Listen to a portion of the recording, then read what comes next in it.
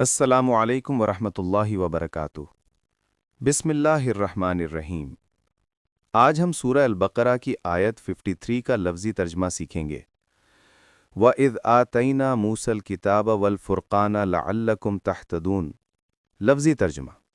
وَإِذْ کا مطلب ہے اور جب، آتَيْنَا کا مطلب ہے ہم نے دیا، موسیٰ کا مطلب ہے موسیٰ کو، الکتاب کا مطلب ہے کتاب یعنی تورات، اور والفرقان کا مطلب ہے اور فرقان یعنی حق و باطل میں فرق کرنے والی روشنی۔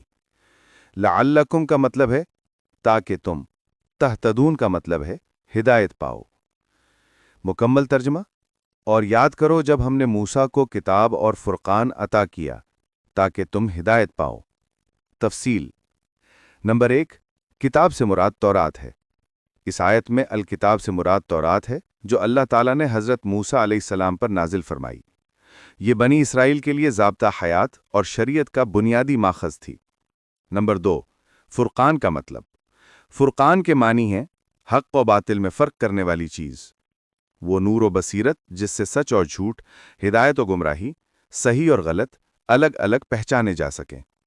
بعض مفسرین نے کہا ہے کہ فرقان سے مراد وہ واضح دلائل اور معجزات ہیں جو حضرت موسیٰ کو دیے گئے، جیسے عصا اور ید بیضا۔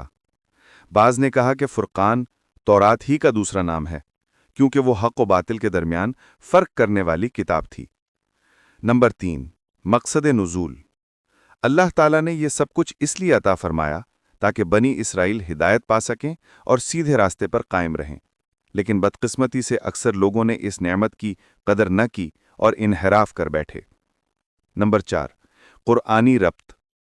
یہ آیت پچھلی آیات کے تسلسل میں ہے جہاں بنی اسرائیل پر اللہ کی نعمتوں کا ذکر ہو رہا ہے۔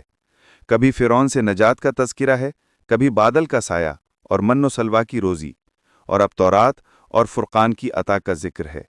مقصد یہ ہے کہ ان سب نعمتوں کے باوجود انہوں نے بار بار سرکشی اور نافرمانی کی۔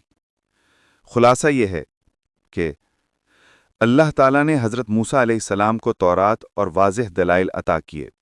مقصد یہ تھا کہ بنی اسرائیل سیدھی راہ پر قائم رہیں، لیکن انسان کی سرکشی اور ضد کی وجہ سے وہ ہدایت سے محروم ہو گئے۔